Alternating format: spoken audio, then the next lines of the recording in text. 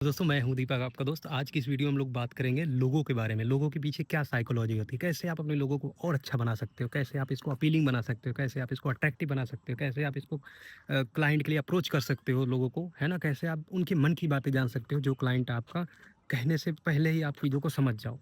इसलिए आप इस वीडियो में लास्ट तक बने रहिए, आपको बहुत सारी चीज़ें जानने और सीखने को मिलेगी। स्किप मत करिएगा क्योंकि फिर आपका लॉस होगा उसमें। तो चलिए वीडियो को शुरू करते हैं बिना आपका टाइम वेस्ट किए। लोगो जो होता है वो किसी भी चीज़ का एक हार्ट होता है, किसी भी इंडस्ट्री का, किसी भी कॉरपोरेशन का, किसी भी प्रोडक्ट का जो लोगो है, वो बहुत सारी चीज़ें बयाँ करता है। इसलिए आपको इसमें बहुत सारी चीज़ों को ध्यान में रखना होता है कि उसका शेप कैसा हो लोगों का, है ना? ट्रायंगल में हो, स्क्वायर में हो, सर्कल में हो, वो चीज़ें आपको पहले डिसाइड करनी होती है। उसके अलावा आपको उसके कलर्स को ध्यान में रखना होता है कि वो लोगो किस कलर का हो, है ना? जो शेप है उसको ध्यान में रखना होता है। उसके बाद भी आपको टाइप को ध्यान में रखना है कि उसकी टाइप का फेस क्या हो, है ना? फ़ॉन्ट कौन-सा सिलेक्ट हो। यदि आप इन चीज़ों को ध्यान में रखेंगे, तो आपका लोगो बहुत ही सुंदर बनेगा। उसके बाद उसकी जो साइकोलॉजी है ना कि वो किस पर्पज़ के लिए बन रहा है। जैसे मान लो हॉस्पिटल का लोगो होता है, मोस्टली क्या होता है वहाँ पे ब्लड का सिंबल जो होता है रेड कलर, लोगो कई बार रेड कलर का लोगो होता है।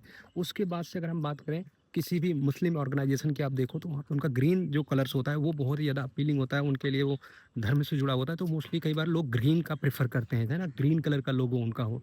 ऐसे ही आप को बहुत सारे एग्जाम्पल मिल जाएँगे। बच्चों की जो चीज़ें होती हैं वो वाइब्रेंट कलर का लोगो वहाँ पे यूज़ किया जाता है। जैसे मैगी में आप देखो मैगी का जो टेक्स्ट है ना?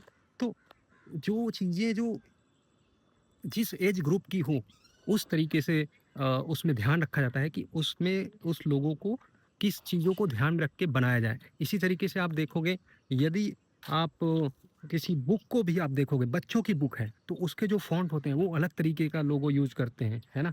और जो बड़ों के चीज़ें यूज़ होती है ना, बुज़ुर्ग लोगों की, उनके लिए अलग फ़ॉन्ट यूज़ होता है।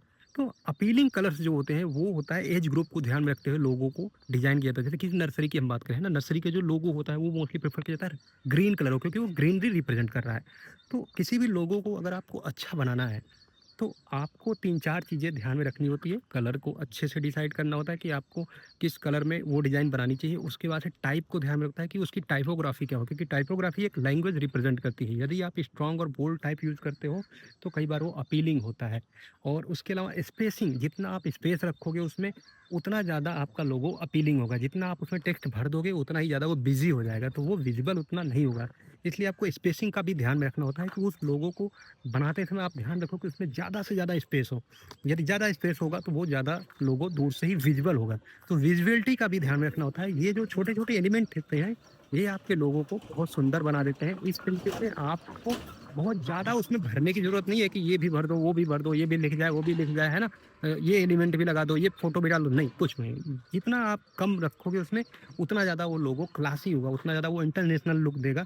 कई बार आप देखो जो एडवर्टाइज़मेंट जो होर्डिंग्स लगी होती हैं, है ना? आप देखो वो पूरी होर्डिंग खाली होती है, उसमें सिर्फ़ एडवर्टाइज़मेंट कंपनी का नाम होता है, बाकी top, bottom, left, right, up, down पूरा खाली स्पेस होता है। तो ये जो खाली स्पेस होता है ना, जो ब्लैंक स्पेस, ये बहुत ही ज़्यादा अपीलिंग होता है। आप अगर ब्यूटी को समझोगे लोगों की, तो ध्यान रखेंगे जो खाली स्पेस है, वो भी एक लैंग्वेज है।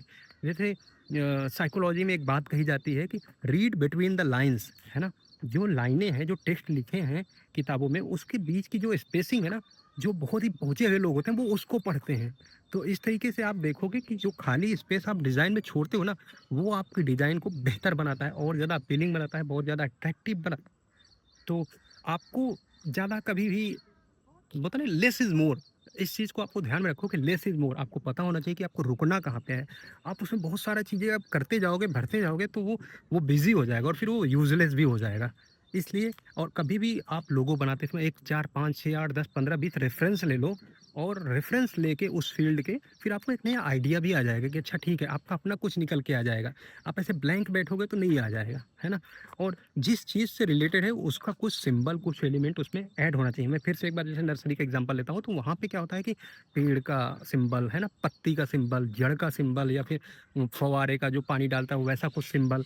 इस तरीके से जैसे आप हॉस्पिटल के जो ऐड होते हैं उनको देख लो, तो उसमें क्या होता है कि कोई बच्चा जैसे गायनेकोलॉजिस्ट टाइप, है ना? जो गायनेकोलॉजी से रिलेटेड या फिर कुछ और ब्लड से रिलेटेड उस तरीके का कुछ सिंबल डाल देते हैं कि हाँ, ये फला चीज़ का ऐड है, तो या फला चीज़ का लोगो है।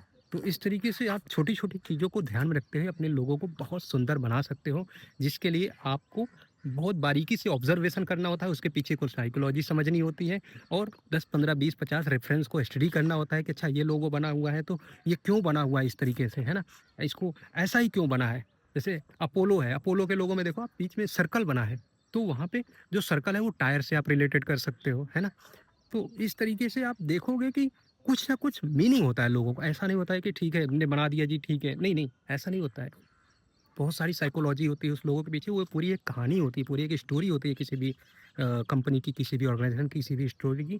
तो इसलिए लोगो आई थिंक आपको वीडियो पसंद आया होगा, जिसमें आपको बहुत सारी जानकारी मैंने देने की कोशिश की कि एक लोगो में मैं एक बार फिर से गाइड कर देता हूँ कि लोगो बनाते समय आपको टाइप का ध्यान रखना चाहिए, कलर का ध्यान रखना चाहिए और स्पेसिंग का ध्यान में रखना चाहिए, उसके शेप का ध्यान रखना चाहिए कि किस तरीके से लोगो वो डिज़ाइन हो, उसका रेक्टेंगल में शेप हो या सर्कल में शेप हो या स्क्वायर में शेप हो, फ़ॉन्ट उसके कैसे हो, थिन हो, थिक हो, है ना, इटैलिक हो, वो चीज़ें आपको ध्यान में रखनी है। कलर्स उसका कैसे हो, है ना, किस फ़ील्ड के रिलेटेड लोगो है।